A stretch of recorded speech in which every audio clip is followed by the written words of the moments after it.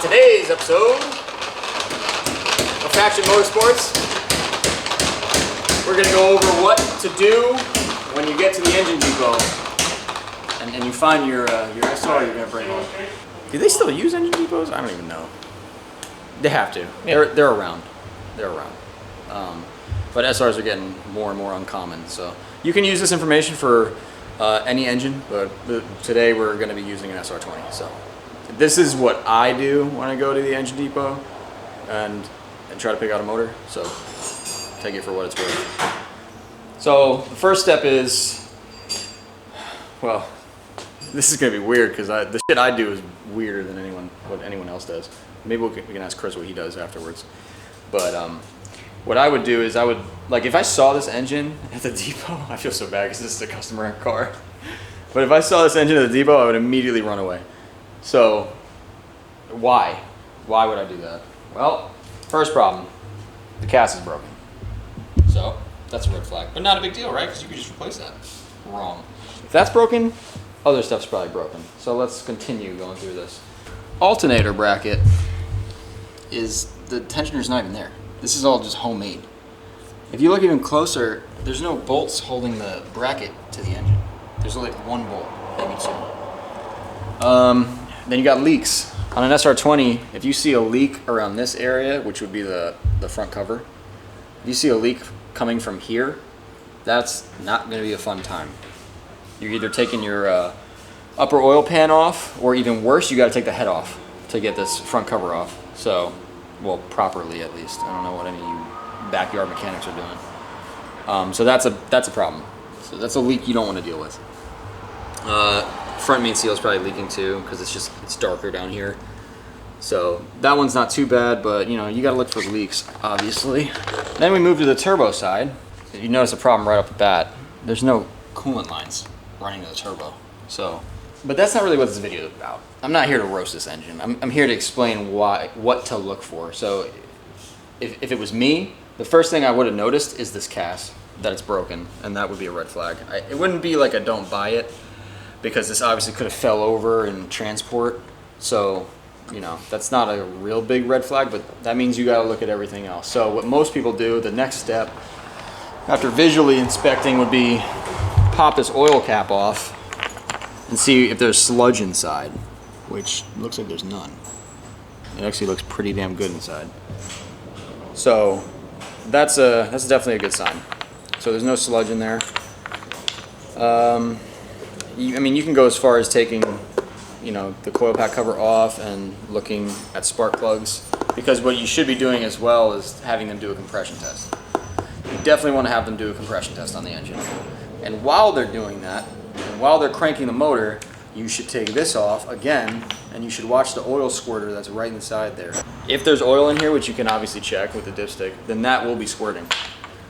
So if there's no oil, you obviously can't do that, but I'd be shocked if there's no oil. A lot of these engine companies, they just leave oil in there. There's coolant in the block. There's everything. What else? Oh, this is annoying. These are like things that you find when you get the engine, then you come home and you didn't notice because you went to get your first engine and you didn't know what you're doing. So you come home and this is dented. The throttle body wheel is completely dented, and then you're gonna have fun trying to find one of those. So maybe look at that, see if that's straight. This one is technically bent, but it's very slight. It's completely usable still. So, but yeah, I've seen them like missing, bent, everything. So you want to check that. Most engines come with a harness still on them, so you can check connectors and see if anything's cut. If you need to use the harness, you better make sure that it's not cut. Most people just replace it, so no one really worries about that. But here's a good example of another thing that you probably won't find until you bring it home, unless you look very closely before you buy it. This block is cracked in multiple places. So it's cracked here where the bell housing bolts up, here, here, here. So my first thought is, wow, that's a bummer. I'm gonna have to fix this. My second thought is, do I really want this engine? Because whoever worked on it before, I mean, I don't know what worked on it before, but they shouldn't be working on cars. So if this is what they did to the block 3 times 4 times in a row, then what's done to the rest of it? So right away, I would avoid this, just based on that. There's a couple things on this one that I would avoid. But this, like, last time I bought an SR from an engine depot, I think was 2016, 15, 16. So we had like more to choose from. And even then they were getting pretty rare. You probably have a choice of like 3 black tops in the whole depot. So I'd go through, or like 5 of them, 3 or 5. So I'd go through them and I'd be looking at things like this. Like, you see that stud, how it's sticking too far out? And then this one's normal. This is normal. That's not. This is not normal. This is normal. So this has been off before. So right there, to me, red flag. But I'm looking for a stock setup. But yeah, right off the bat, red flag. What else? So the turbo oil, the turbo coolant lines are gone, so already you know that someone's been messing around with the turbo. But yeah, I usually look at bolts and stuff like that because you can tell right away if it's been taken apart before. Also, orange RTV. If you see orange RTV anywhere, upper oil pan, lower oil pan, even the front cover might have orange RTV. That means it's been off before. So someone's already been in there messing around. Who knows what they've done? These are just like little things you got to look for. I mean, this is missing a whole power steering pump. But if you're not too familiar with SR20s, you wouldn't even know anything's missing except the AC, because you don't know what you're looking at, because there's no bracket. So you got to keep an eye out for these things. Maybe, and if you don't know what you're looking at exactly, just compare it. They probably have a couple there, just compare them. Oh, what's this one got? What's this one missing? And see which one is the best one. Usually what we end up doing is, I'll sit there for an hour. They hate me. Most of these depots don't want you to be in there that long because they're usually pretty shady characters, from at least the ones around here. There's a good one here and there, but most of them it's the same kind of experience when you go in. You walk in, there's 1 or 2 dudes there giving you bad looks. No one's talking. You gotta pry information out of them. Then they eventually show you the engines. They don't help you at all. You gotta beg them to do a compression test.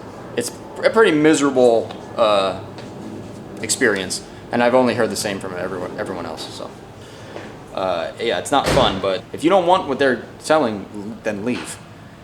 What they'll do is they'll try to force one on you, like, oh, take this one, take this one. If they're telling you to take that one, that means they don't want that one. So probably don't take that one.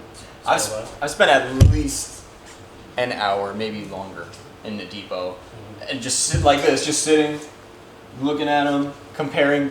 I would start with 5, I'd get down to 3 really quick, and then the last like 3 or 2, I'd be taking like a half hour. And then eventually you're like, okay, this one probably didn't have the cylinder head off. You know what I mean? Another thing to check, head gaskets. Any obvious stuff like, yeah, if you notice SRs well enough, you'll notice when something's been taken off and tried to be resealed. It's different. Yeah. RTV. Different RTV. Blue. Yeah, there's blue RTV here, so same thing like the orange I was talking about earlier. Nissan uses gray or black, I feel like. Some people say they use orange on the oil pans. I don't believe that. Yeah, if not the RTV, obvious thing would be the head gasket. This is obviously not stock. This is a multi-layer metal head gasket. So this head's been removed before. So the head's been off this one already. The head's been off, yeah.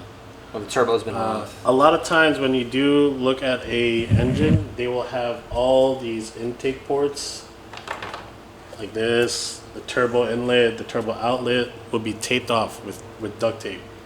Peel that bitch off. Yeah. And look in there. I found wood shavings. I found screws, puddles of water. Yeah, most of that is from transport because they put them in a container with a bunch of probably wood shavings to keep everything dry. Crates. Yeah, crates and everything. So most of that happens in transport. So yeah, you got to make sure you don't have screws in there. Yeah, this is a red flag for me too, but it depends on the buyer. Obviously, intake manifold spacer. So this thing's been totally taken apart. Manifolds have been taken off. Head's been off. Mm-hmm. Front cover's been off. This thing could be built for all we know. Right. I don't know who would build this and break the bell housing bolts, but It could be. But yeah, I'm saying if you found this at a depot. If I found this at a depot, I would run away. To be honest with you, I would not buy it unless they give it to me for less than half price, whatever they list it for. If you were, I mean, based on the damage on the rear, I would never buy it. If that wasn't there, oh, the bell housing. yeah, like you wouldn't. Yeah, buy it. yeah, no, because you can. Yeah, you can't repair it really. Well, you can't repair it to OEM. Yeah, no. Ever really. I mean, you can fix it. But then, even sending it to a machine shop and getting it fixed properly, you might as well just buy a different engine. Yeah. The amount of money you're about to spend. If that wasn't there, and you were going to rebuild the block, and it was a discounted rate, then maybe. Yeah, let's say figuratively they listed this SR without the bell housing damage, 3,500. You found all these red flags, Yeah. and they're like, all right, we'll give you 27. I'd probably consider it. Yeah. The only thing is, we don't have the transmission is over there. We split it already. Anything to mention about transmissions? Most of the time at an engine depot, the transmission's not going to be on. It'll be separated already. Sometimes they will have it, but a lot of the times it's just going to be a bare engine. Is there anything you can check on a trans? I mean, other than wiring sensors? No, not really. You never know until you put it Yeah. in a car, or if you take it apart. Yeah. Most of the time when I get one of these from a depot, you end up getting a pretty cool clutch. They love changing clutches in Japan and putting way overkill setups in there. Mm-hmm.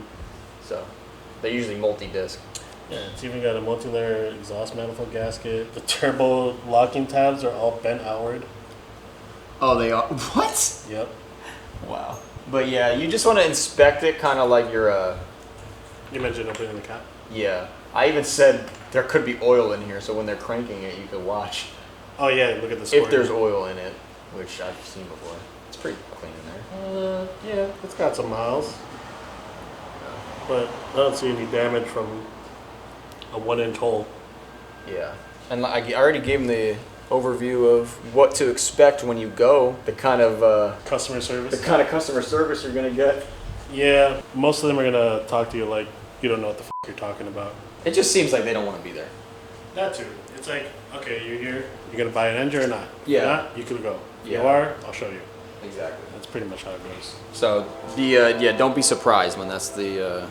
If they're being borderline rude. I would say, yeah, it definitely feels like a rude situation every time I've gone. But like I said, you're the buyer, so and there's the train. Yeah, like I said, you're the buyer, so. Hurry up, hurry up, hurry up. Like I said, you're the buyer, so you are making the decision here. Walk in with some confidence, all right? Walk in with some confidence, like you own the place, all right? You're picking your engine out. They're not selling you the engine they want to sell you. You're gonna pick one out and bring that one home.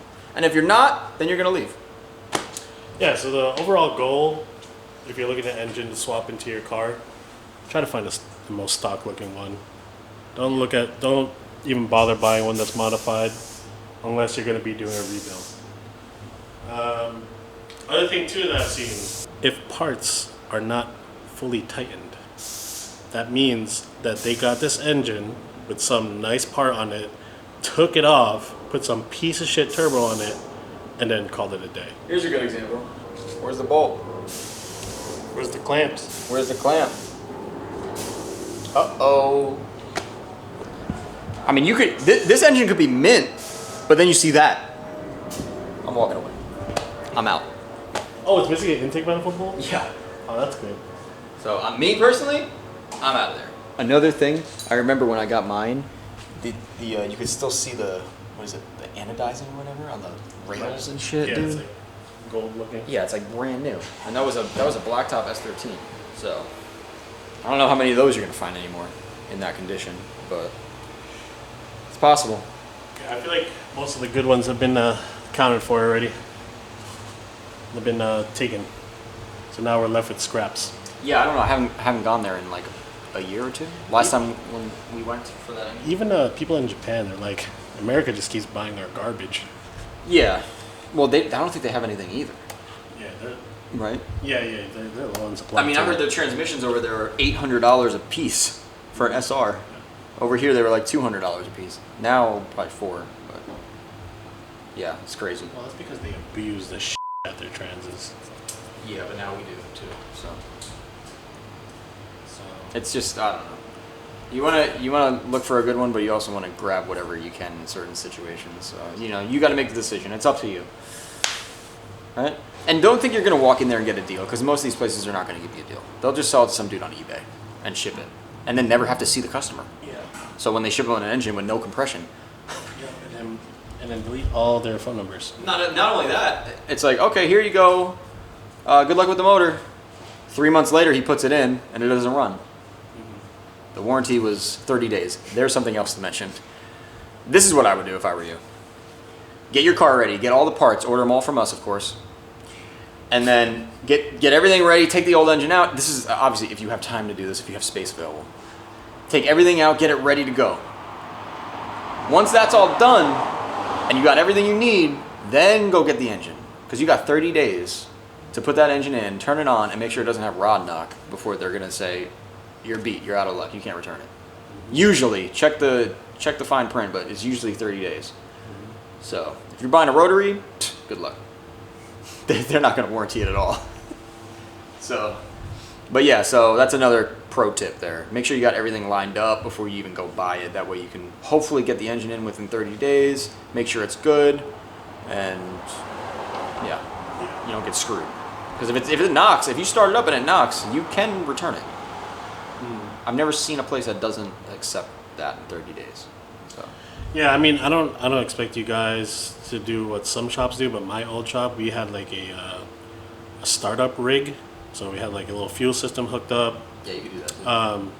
We had a spare harness that we hooked up just to make it run before we even put it in the engine, just to make sure that it even runs or it's not knocking or anything like that. Yeah, but that's a little excessive. That would be the best way, but we should get one of those.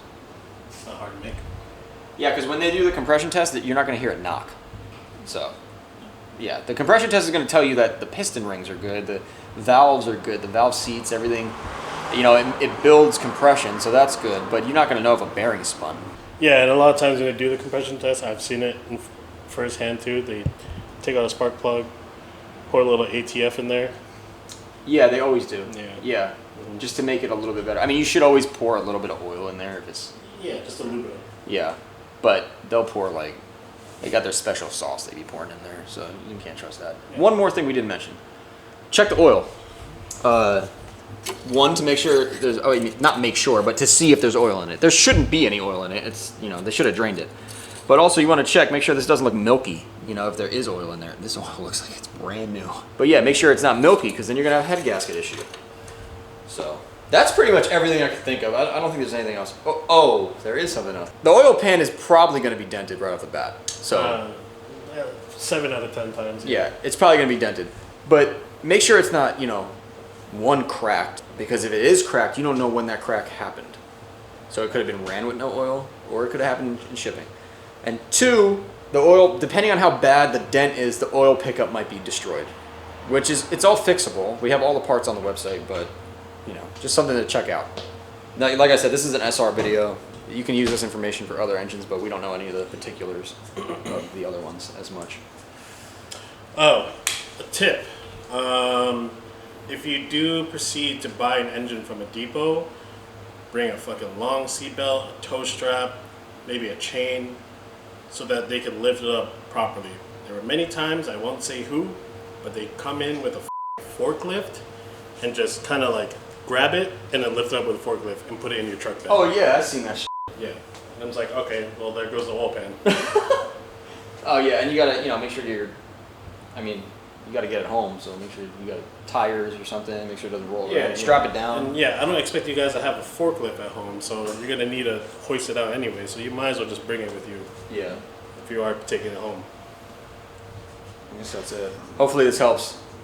We'll catch you on the next one. Peace. Oh, voice crack.